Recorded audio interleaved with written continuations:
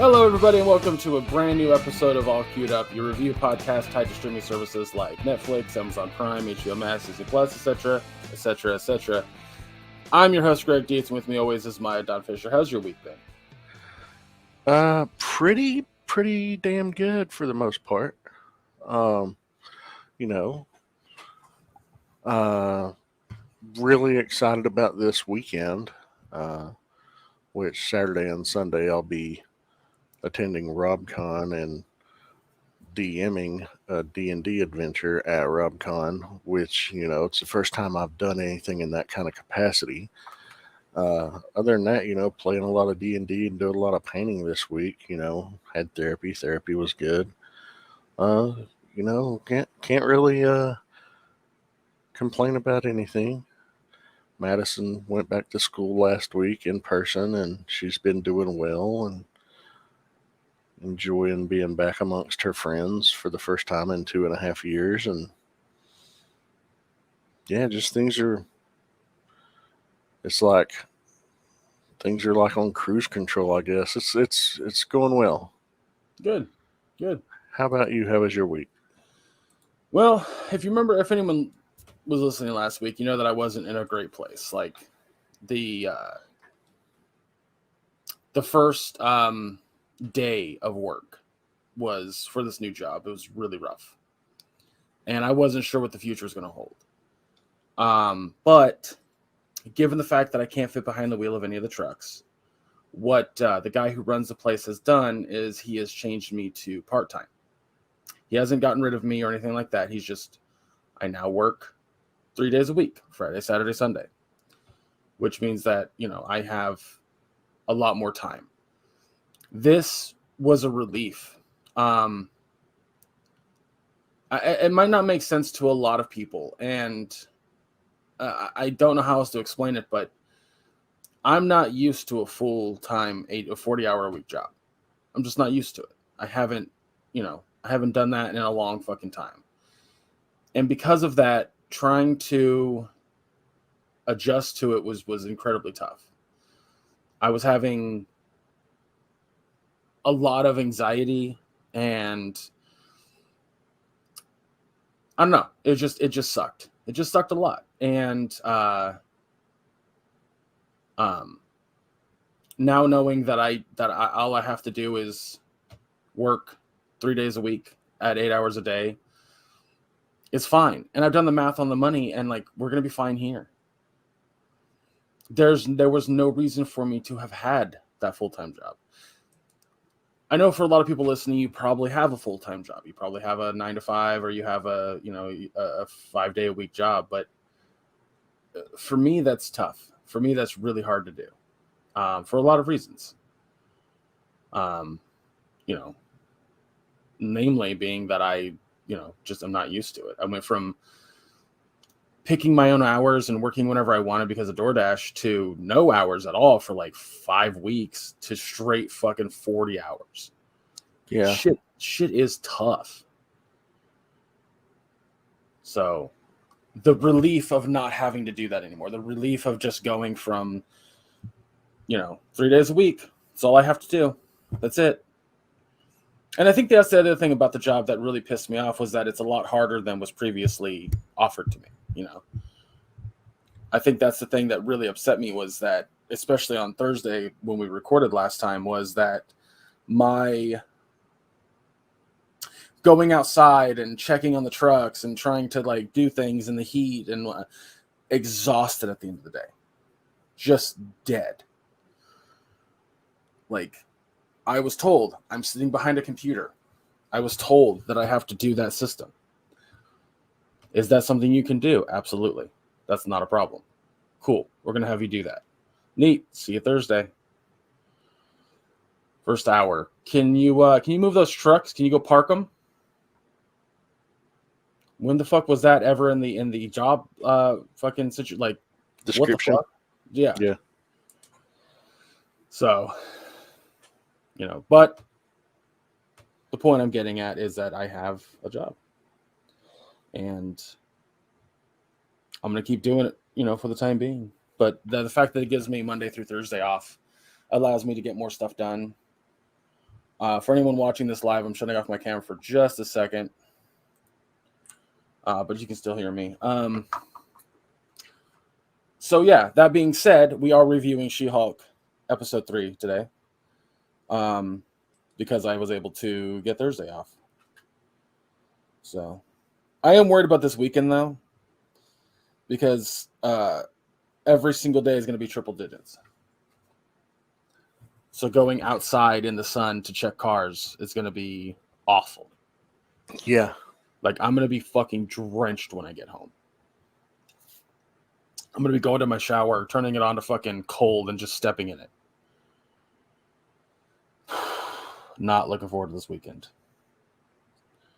I'm sorry that I'm excited about my weekend, but you're not excited about your weekend. You're dreading it. Yeah, it is what it is now. I mean, I don't love the job. I gotta admit to you, the fucking the boss, the owner of the place, he's just this weird old curmudgeon. He says and does things that are completely outdated. He doesn't know what he's saying. I don't know how he's still able to run a fucking business when he's like rude to customers.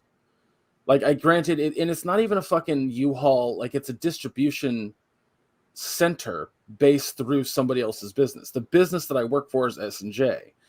They happen to also rent U-Hauls, but they have RV storage there too. They have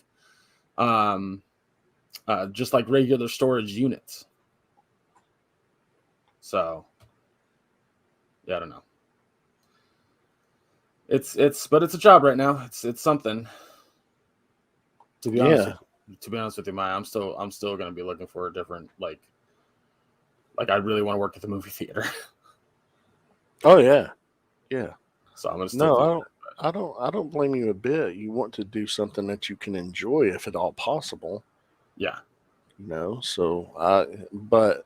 the fact that you do have something that's part-time in the meantime, that's going to allow you guys to stay afloat.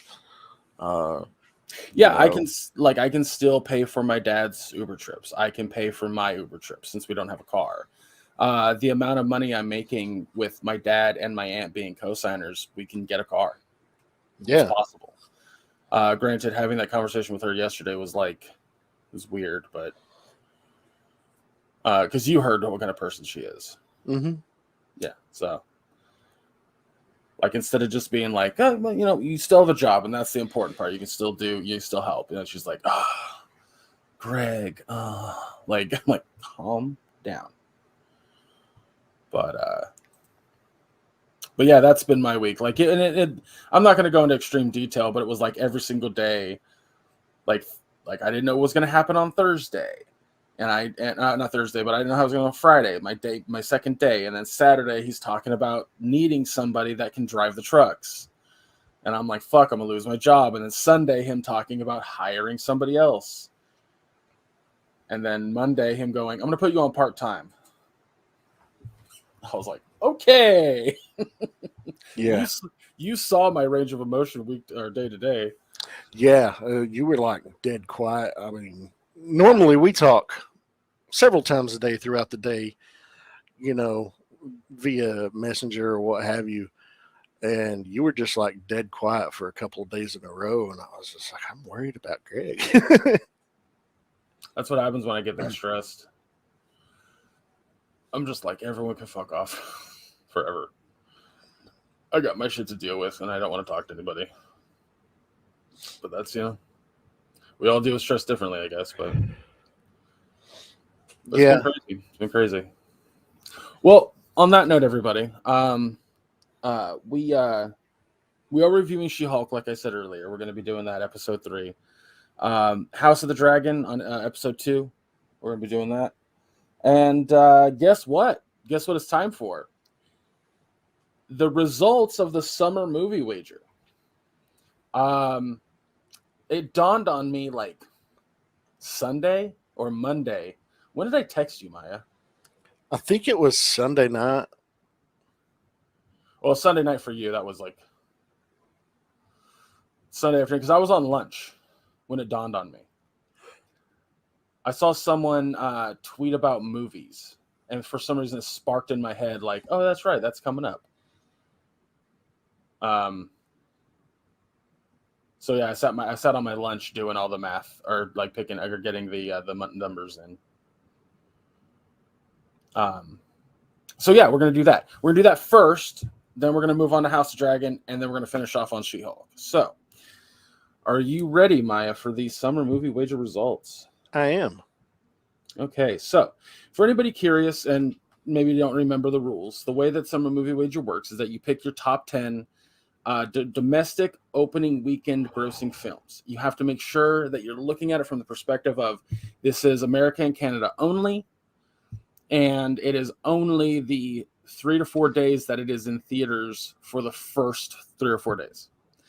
The reason we do that is because the last few films might not get the same length of time in the theater.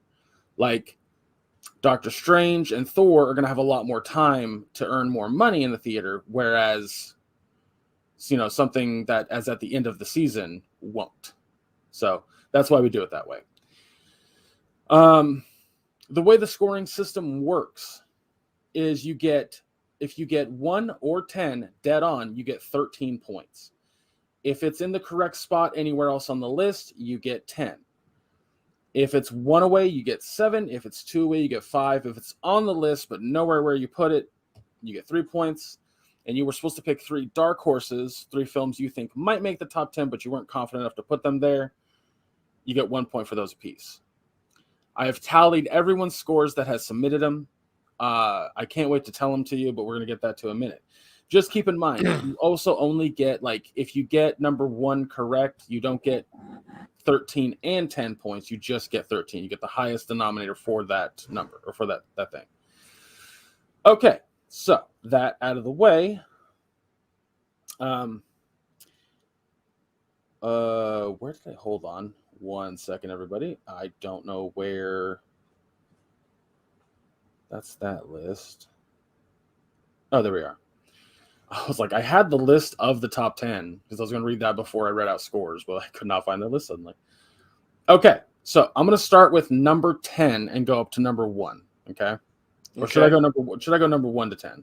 I'd go 10 to 1. Okay. So at number 10, grossing $23,633,220, Black Phone, starring Ethan Hawke. Oh yeah, I was going to watch that today. It's on Peacock now. Yeah. So I'm going to watch it today after we record. Apparently it's really good. I also need to watch Northman, but whatever. Number 9, grossing $30 million. I'm just going to do that. I'm not going to read the whole fucking thing. There's none of these movies are that close for me to have read after the million. So yeah, number 9, grossing $30 million, Bullet Train. Oh. Number 8, grossing $31 million, Elvis. Never saw that coming. I didn't even have Elvis on my list, I don't think. I'm pretty sure I had it in my top 10. We'll get to that in a minute because shit got interesting. Number 7 at $44 million, Nope. Which I want to see so fucking bad, but yeah, same. Number 6 at $50 million, Lightyear. Which is surprising because I think it was in theaters for 2 weeks before it went to Disney Plus. Yeah. Number 5, grossing $107 million, is Minions: Rise of Gru. Yuck. But Minions is fucking popular. Yep. At number 4, grossing $126 million, Top Gun: Maverick. I knew it was going to do well. I didn't think it was going to do top 5 well. I knew it was going to be up there. I knew it was going to be in the top 5 for sure, even though I had no fucking interest. I was like, it's people do. Number 3 at $144 million, my number 1, Thor: Love and Thunder. And just beating out Thor by 1 million, so 145 million, Jurassic World Dominion. Y'all said Jurassic World was going to be in the top 3, and I disagreed, and I was wrong. And number 1 at 187 million, Doctor Strange in the Multiverse of Madness. And the Multiverse of Madness. So, with that out of the way, I'll get to the scores. Now I have the scores descending from bottom to top, and I don't have ours on this list. This is just the people who submitted your lists, okay? So Sarah N had 32 points. Sorry, Sarah, you got last place in the whole thing. Emily K. Oh no. Emily K got 35 points. Monica B got 37 points. Brandy C got 39 points. Sean and Tiffany Y, they have the same last name, but we're not reading it on here. They were off by 1 point apiece, with Tiffany at 43 and Sean at 44. Then we have Kara M at 53, Jessica R at 55, and then Nathan A with a whopping 67 points. Wow. He like every movie on his list was on there. Like, and it was just like one off or some shit like that. It was crazy. So, with that being said, here are our points. Maya, you did incredibly well. Granted, you had Jurassic World as number 1. If I had it at number 2 and Doctor Strange at number 1, instead of those two, I know I had flipped. Yeah, I was gonna say the only one you got dead on was Thor: Love and Thunder. And Nope, you got Nope as also dead on. So you got 10 points for each of those. And you put DC League of Super Pets as number 9, where you put Black Phone in your dark horses. Had you put Black Phone in place of number 9, your score would have been higher. Yeah. But with that being said, you scored 64 points.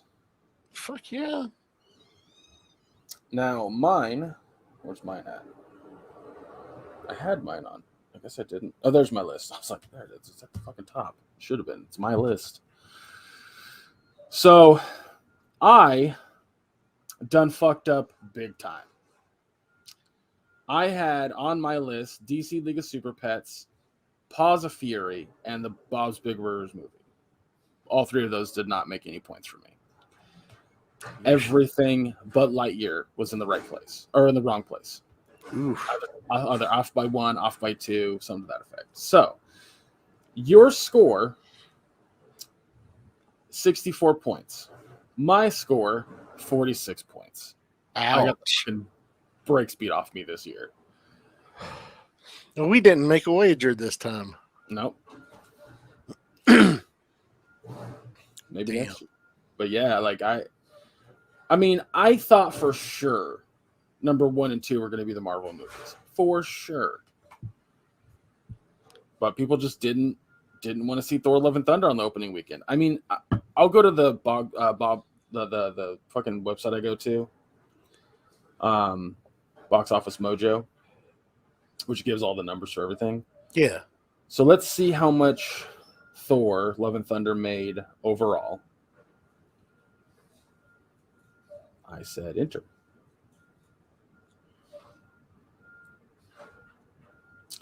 So it made domestically 337 million.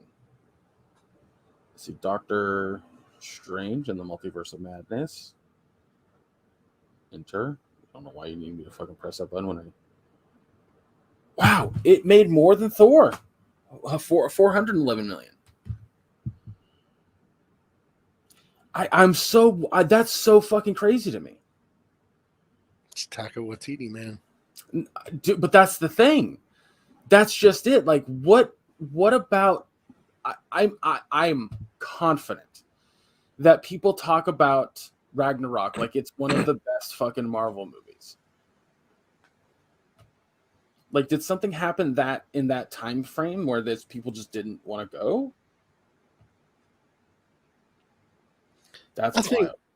I think there might be a level of burnout on Marvel stuff to some degree, but Doctor Strange doesn't tell that story. No, it does not. I mean, they're both wild successes, but I for sure thought fucking Thor was going to beat out Doctor Strange. Like, I thought people loved Ragnarok so much that they were like, fuck yeah. Like, all the fucking buzz for going into it was everyone was just stoked for it, you know? So that not being the case is just, it's crazy to me. I'm beating myself in the ass for not putting Jurassic World higher. I didn't think people were going to be that interested in it because the last two movies were just not great. But people like it more than I thought. Dude, if there was a Transformers movie coming out this summer, I would have put that at number one because even those movies are dog shit, they fucking make bank. That's why I knew Jurassic World was going to do good. Yeah, but like, I guess the reasoning that I'm putting behind that is that I'm going to close these lists out. Nobody needs them anymore. I definitely don't want to look at my loss. Uh, I guess the reason that I'm pointing this out is because when you talk to people about the Transformers movies, people generally say they're good, right? People genuinely generally enjoy them. Like, yes, the Transformers fans are like they're bad, and some people go, as a structured film, they're not great. It's Michael Bay doing Michael Bay, you know. But the general audience thinks that those movies are good.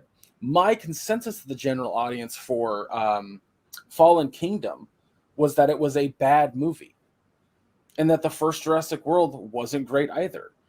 So to hear people like be like, yeah, I totally am 100% into Jurassic World Dominion. That's just like, I know that it had the nostalgic angle, but I just was not expecting it to do that well. Like, I had my reasons, and Yeah. they're not, you know, it's not bad reasonings, but it's definitely not good enough to win. So, well, there you go. So Nathan A will email you at the address you submitted your entries to let you know that you are the winner, and you can let us know which of the three prizes you wanted to claim. I forgot we were doing that. I did not. That was either a $50 gift certificate for Fandango, uh, a $50 Amazon gift certificate, or a $50 gift certificate towards our Teespring store. So we'll email you. You let us know which that you want, and we'll get that taken care of once you respond. There you go. Congratulations. Um, yeah, I beat you by 3 points. That's awesome. I was kind of surprised by that. I was like, I didn't think I was going to do that poorly, but like, I was only 12 points away from bottom. Like, that's easy. That might be the worst I've ever done. But I also think that a lot of that would change, granted the or given the fact that we weren't still in a panini pandemic.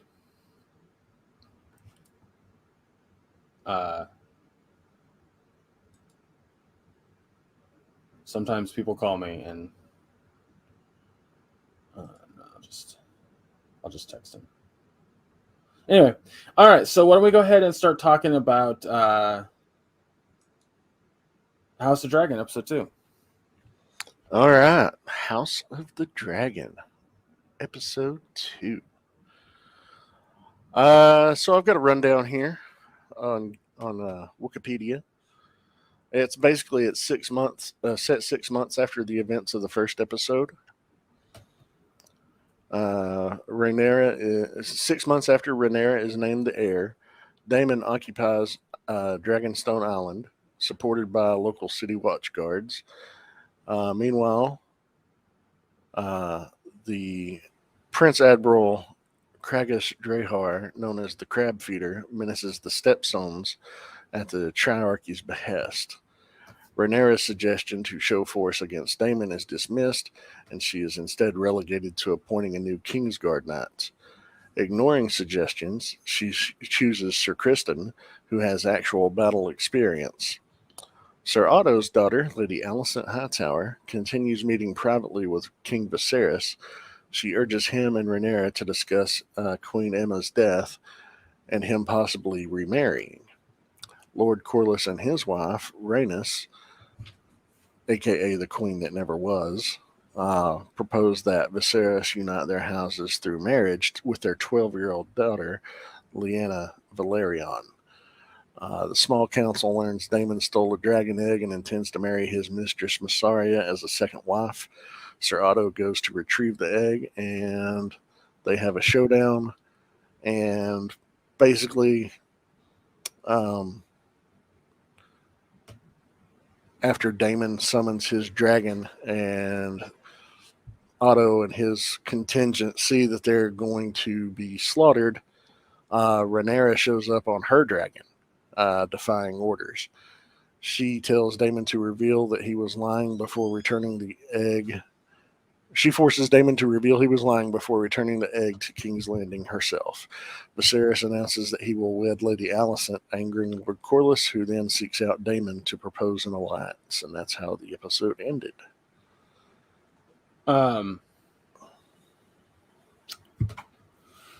This episode was more entertaining to me than last episode. I agree. Like, it's definitely building, and I like it. I feel like, yeah, it just didn't. I really, really hate when shows try too hard to do the whole like, hey, we are 100% based off this other thing that you enjoyed, instead of trying to be their own thing. And this was an episode where I officially felt like it was trying to be its own thing. Yeah.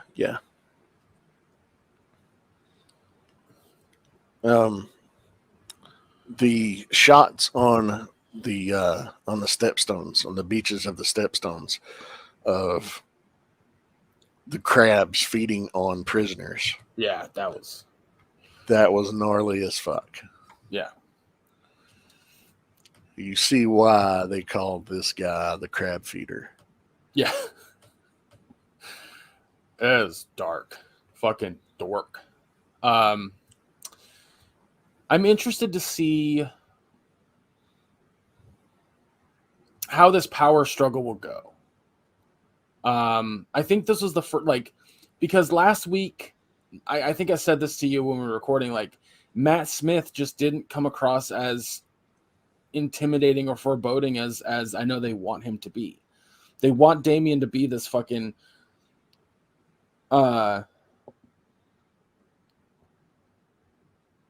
they want him to be this big bad, right? They want him to be the next I don't know if it's they want him to be the bad guy. They want him to be the main antagonist, right? But I just wasn't ever getting that from him. And I feel like the best way for him to have played Damien was how he played him, or how he was presented in this episode, where it's like, because he's royalty, he wouldn't be considered a psychopath. But as we have learned from actual history, a lot of people who have really strong mental illnesses would be in positions of power, and there's nothing anyone can fucking do about it. This was the first time I felt that from him. Does that make sense? Mm-hmm. Absolutely. Got me taking a sip of coffee. I got you. So I was very pleased with how this episode ran down. Sorry, I'm texting somebody. I was creeped out by the whole, and I know this has been done throughout history. The arranged marriages with a very, very young girl to a much older individual. It creeps me out. Yeah, I think I looked at my dad. I looked over and I was like, ew, yucky. Yeah. I mean, here's a 12-year-old girl and, a 40-some-year-old man. Easily 40-some years old, if not older. Yeah.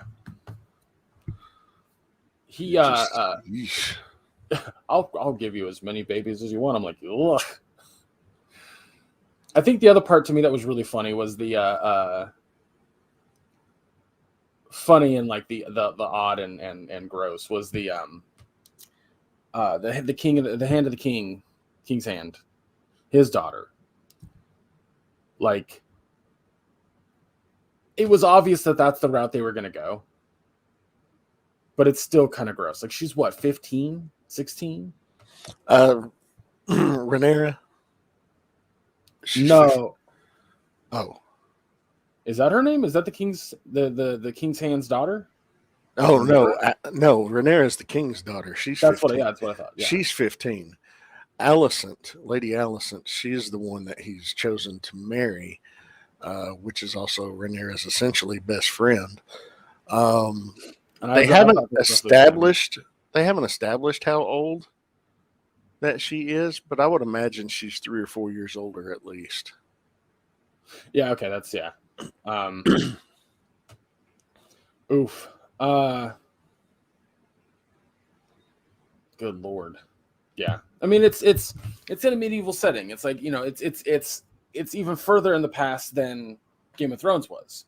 So sure, it makes sense. It's still odd. It's still, shouldn't give you like the warm and fuzzies. And if it does give you the warm and fuzzies, please delete me off your friends list. But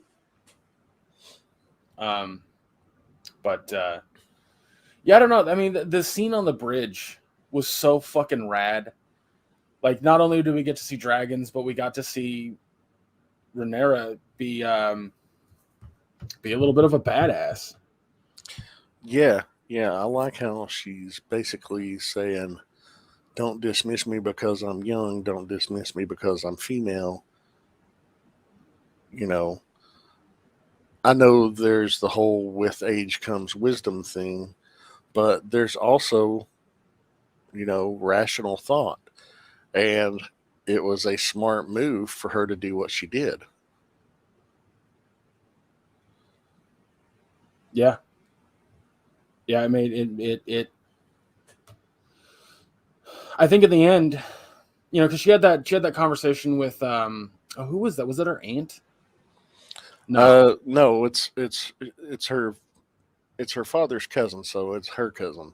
Okay. The much older. What was her name? Well, while you're trying to find her name, the thing she's Princess Rhaenys Targaryen. Okay. What I really, really enjoyed about that conversation was that it Jesus. It gave Rhaenyra motivation. It gave her proper motivation to become queen. She's like, you tell me I can't become queen because I'm female, or that they won't respect me because I'm female, or I'm a woman. And she said, nah, fuck that. And you could see it in the actress's eyes. You could see her kind of make that decision in her head. And I really, really enjoyed that. I was like, that's really fucking clever. Like, that's a great way to kind of present that character archetype. So she's the character I'm most invested in by far. Which is exactly why she'll probably die at the end of the season. But then, I think the other question I have, Maya, is this was a 6-month time jump between episode 1 and 2, right? Mm-hmm. Are we going to keep doing that? Is that a thing for the show? Because if case, that's cool. That's really fucking cool. I don't know. I don't know if they'll mention the passage of time, from one episode to the next or not. I find it useful and helpful in many cases when they do mention the passage of time. It just helps to lay things out in a structured order and know exactly how much time has passed. It's I enjoy it. You know, is it necessary all the time? No, but I enjoy it. Yeah. Um. Yeah, The I'm digging what we got this episode. the Iron Throne itself, it's dangerous to sit upon. We didn't see a lot of that in Game of Thrones. No, but it's definitely dangerous to sit upon when uh, King Viserys, you know, in the first episode gets cut. Yeah. You see the nasty infection on his back from a wound, and then you see him cut his finger at the end of the first episode. Now in this episode, they're putting his hand in a bowl of maggots. No. I was eating rice when that happened. No, you weren't. No, I was. I was. No, I know. I had, and I was like, huh, that's a good thing this doesn't bother me. I think the other day, in lieu of that, my mom was watching. My mom was watching Grey's Anatomy. She's been blasting through that show, and I just sat down and I'm like, sweet, I got some pancakes. I'm just gonna watch this thing on my phone while she was watching Grey's Anatomy. I don't give a shit about Grey's Anatomy. And like I think season 15, Will Sasso plays a not a janitor but a maintenance person, and the elevator's broken. So they fucking get the elevator door open, and it's like the boxes between floors, so there's like maybe that much of a gap. Yeah. Like here's the floor and here's So they pull everybody out, but Will Sasso's character is heavy, and they're having trouble pulling him out. So he tries to climb out himself. As his legs are still inside, the whole thing starts moving. That's how I lost my leg. Elevator accident like that, stuck in between floors and climbing out. Well, here's the kicker. You hear the bones crunching, and you see it like kind of break a little bit. Yeah. And in the show, and then it goes to the part like a little bit later where they're like doing surgery on him to fix it. So I was just like, man, I'm still hungry. I'm still gonna eat, but God, oh shit. But yeah, I don't know. I really enjoyed back to House Dragon. I don't really have much else to say. I think it was a really well structured episode, and I can't wait to see more and see what these characters get up to. Yeah. In fact, I agree, and I'm going to give this episode an A. I thought it was a better, more solid, more structured episode than episode 1 was. Yeah, I mean, what did I give episode 1? A B? Mm-hmm. Yeah, episode 2 gets an A. Like it's a lot more entertaining to me. So, but yeah, shaping up to be a good show. All right, well let's get to She-Hulk episode 4. 3. Sorry, I was reading my notes, and that's the outro. Yeah. The People versus Emil Blonsky. So, here's a rundown via Wikipedia. Jennifer confronts Emil Blonsky, who explains that he was removed from his cell by the Sorcerer Supreme Wong, and that he returned to prison willingly afterwards. While Jen attempts to contact Wong, the news of her appointment as Blonsky's lawyer stirs up public controversy. Jennifer's former colleague, Dennis Bukowski, approaches the Superhuman Law Division for a case involving his ex-girlfriend, Runa, a shape-shifting light elf from New Asgard, who defrauded him by impersonating Megan the Stallion. The case is assigned to Walter's co-worker, Augustus Pug. I can't remember how he said his last name, Pugliese or something like that. They call him Pug. Wong meets with Jen and agrees to testify at Blonsky's parole hearing. During the hearing, Wong and several others make their statements while Blonsky demonstrates his ability to remain in control as the Abomination, which in turn he is granted his parole. upon the condition that he wear an inhibitor and never turn into the abomination again. Jen later helps Pug win his case against Runa and Blonsky. Sorry. As She-Hulk, Jennifer gives a televised interview to tell her story. Later, while going home, she is attacked by 4 men armed with Asgardian construction equipment who attempt to steal a sample of her blood, but she fights them off. In a mid-credit scene, the real Megan Thee Stallion signs on to become Jennifer's client, and the two celebrate by breaking it down. There was some ass shaking going on. There was. I'm just going to say the 4 guys, only one of them were mentioned by name. That's the Wrecking Crew, and I love the Wrecking Crew, led by the Wrecker, who carries his signature crowbar. You saw the one guy, the long-haired guy, was carrying the crowbar. Thunderball, and you saw the guy that had the ball and chain. Pile Driver, which is the guy who had the gauntlets on. And, yeah, fucking Wrecking Crew. And Bulldozer, the guy that was wearing the hard hat. So I was showing, for anyone listening, I was showing a picture of the comic cover of the Mighty Thor versus the Wrecking Crew. I speculate that they were trying to steal her blood to utilize it somehow to give them super strength. Because the Wrecking Crew is able to go toe-to-toe with Thor. I mean, they're fucking tough. Yeah. So I want to see more of the Wrecking Crew. And they mentioned the boss isn't going to be happy. I think that they're referring to the Absorbing Man.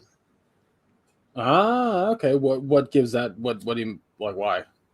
Well, ever since Secret Wars in the 80s, the Absorbing Man has kind of been in charge of the Wrecking Crew. They answer to him.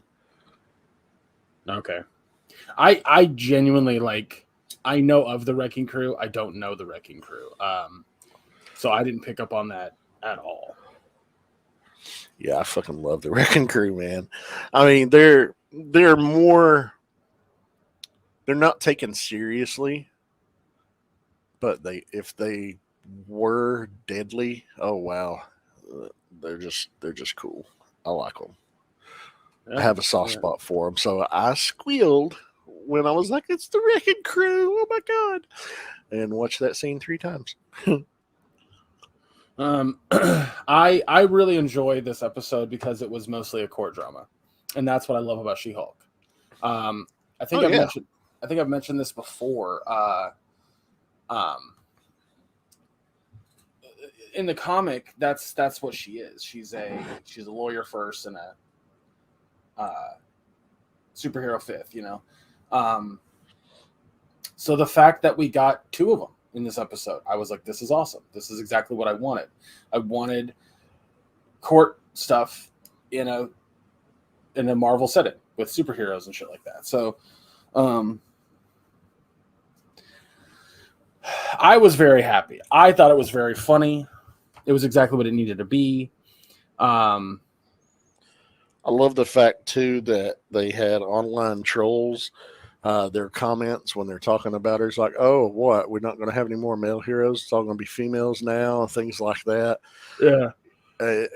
Just making fun of recognizing that there's the misogynistic sect of fandom who are just garbage and poking fun at them.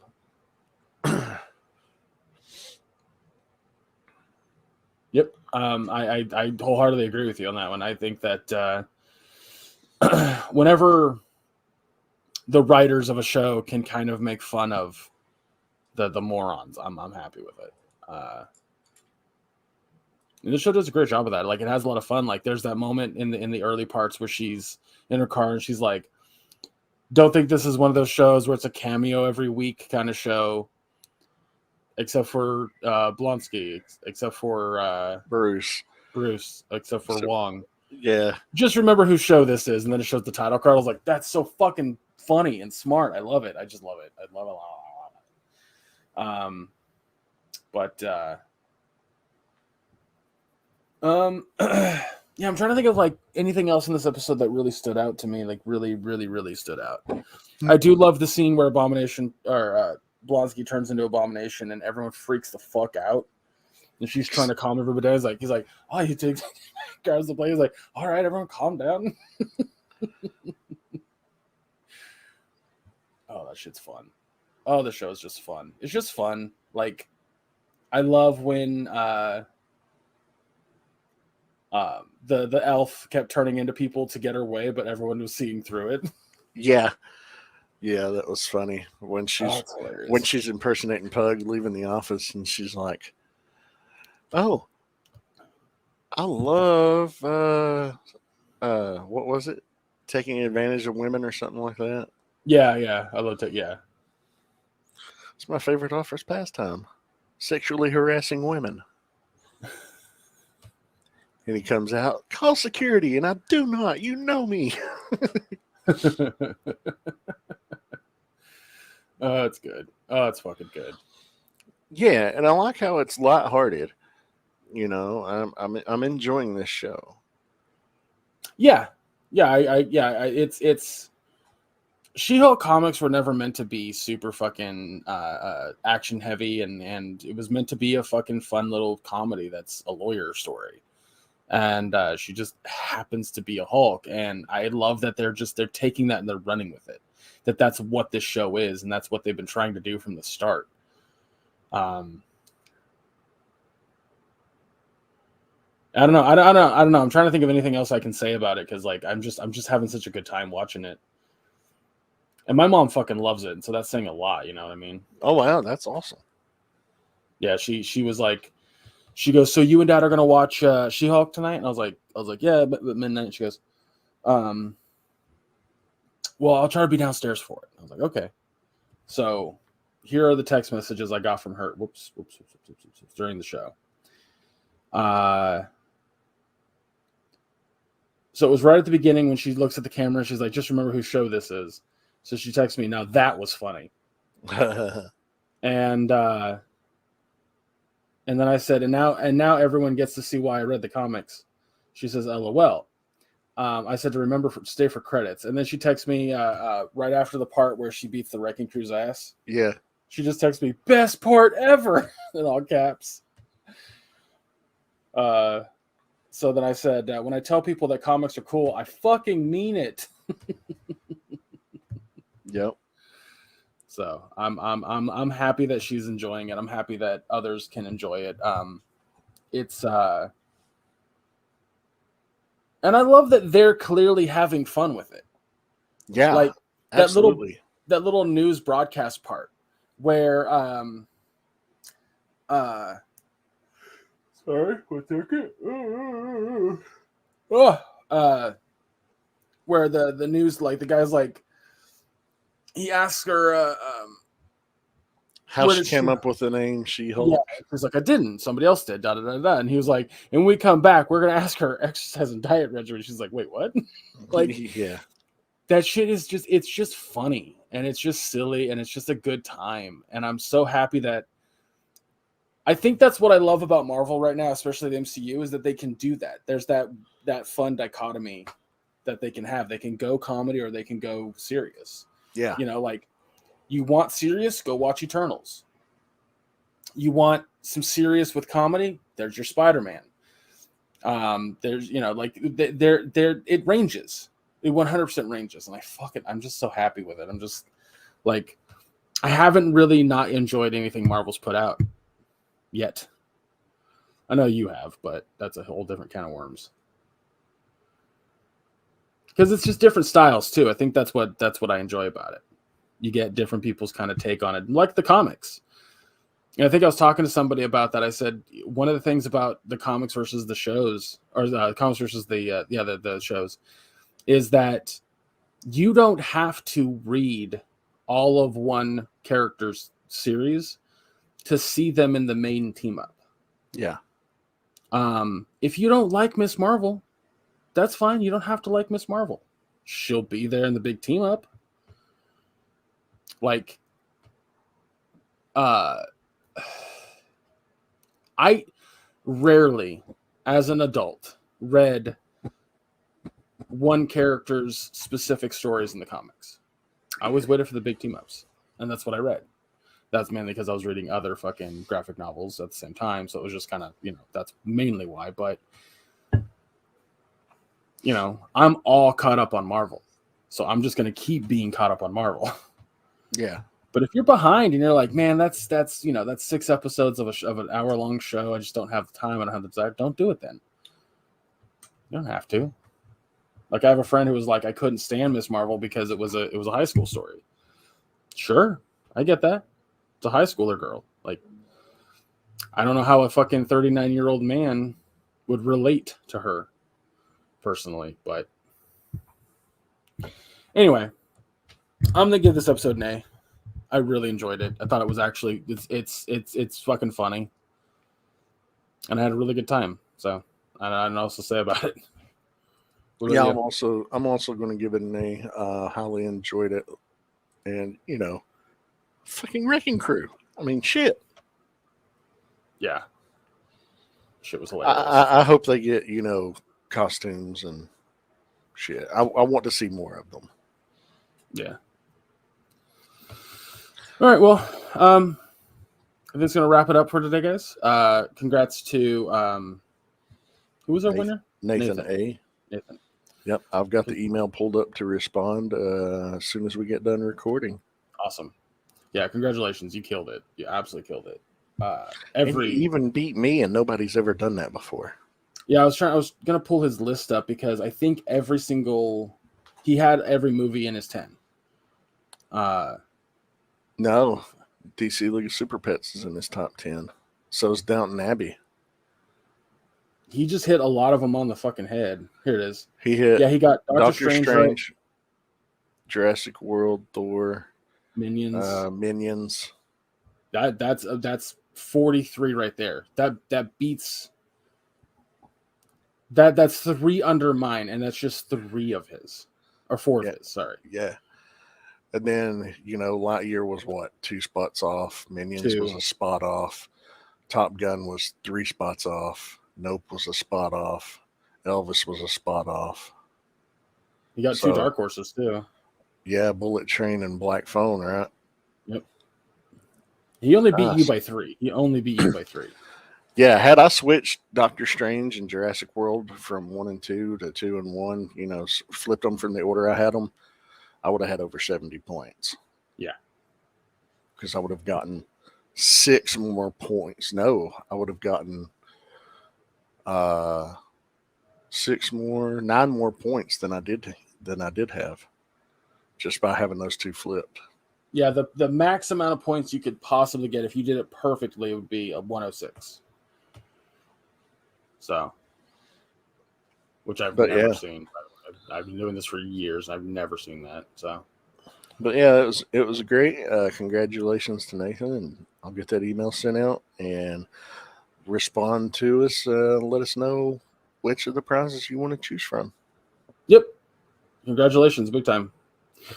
With that being said, next week, everybody, we're going to be watching House of the Dragon episode 3, She-Hulk episode 4, and we're adding a 3rd show to our rotation. Apparently, I have a bunch of guests. That's fun. We're going to be adding Rings of Power, Lord of the Rings, Rings of Power, episode 1 and 2 on Prime Video. I'm very excited for this show. I hope it's really good. I don't know how excited you are. I mean, I'm cautiously optimistic. It could fucking suck, but also I've been seeing a lot of good reviews for the first 2 episodes so far. So, well, I'm looking forward to it. I mean, I enjoy the original Lord of the Rings trilogy. The book, not so much. Love the Hobbit book. The trilogy, not so much. But I'm a huge fan of high fantasy. So House of the Dragon and Rings of Power, right up my alley. So I'm looking forward to it. I've learned to love high fantasy here lately, but I've always been more of a sci-fi guy until D&D, and now I'm like, but I've always liked Lord of the Rings. Like, that original trilogy is so good. Yeah. So All right, so yeah, Lord of the Ring. I'm excited. I know that it's not like super closely based off of The the Silmarillion. Silmarillion because they couldn't, but you know, close enough, I guess. Anyway, now I do my spiel for the end of the show that you guys have heard 1,000 times. If you're you know, Well, technically 217. yeah, gazillion. Guys, make sure you follow all the socials listed below. That's what will keep you updated if we add anything. I doubt we will this week because just a lot of stuff already.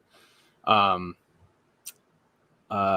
yeah, that's also if anything changes with the show, that's what you'll find out.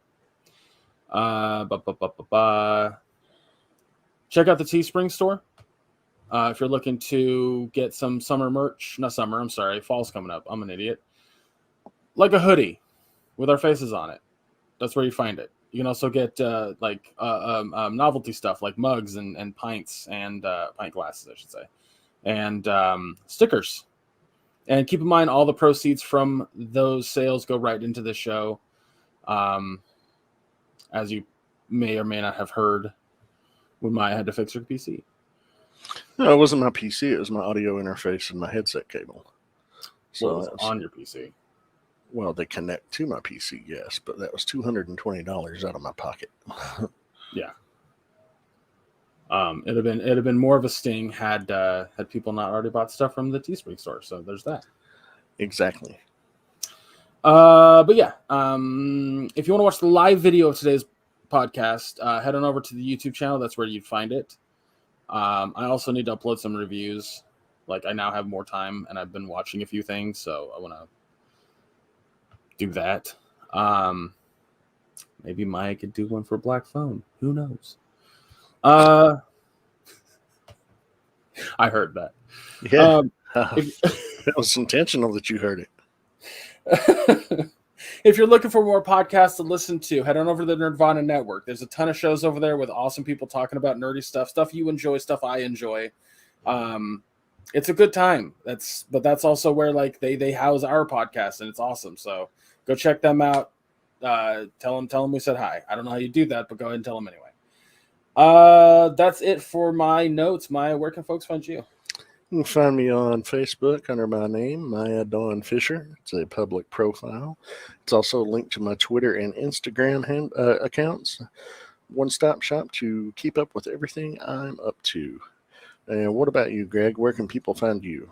You can follow me on all socials under Chub Rock Geek. And that's it. I don't really have anything else. Like I said, the reviews I do are all going to be on the our YouTube channel. So, and that's if I do any. I don't have any time today to do any. But we're also I want to hear from everybody here. We're also talking about doing a different campaign for D&D. We'll nail in down detail. But if you guys would be interested in listening to our adventures in D&D, I think that that might be fun to record. So let us know if that's something you're into, if that's something you want to listen to, and we'll see what we can do. But other than that, guys, again, you got House of Dragon episode 3, She-Hulk episode 4, Rings of Power episode 1 and 5. You got a lot of content this 1 and 2. What'd I say? 1 and 5? Yeah. Oh boy, going too fast, and my brain couldn't keep up. 1 and 2 on Prime Video. Blah blah blah blah. Again, thank you so much for listening. And always remember, fuck the GOP. Fuck the NRA. Donate and help where you can. We'll see you next week. Take care, everybody.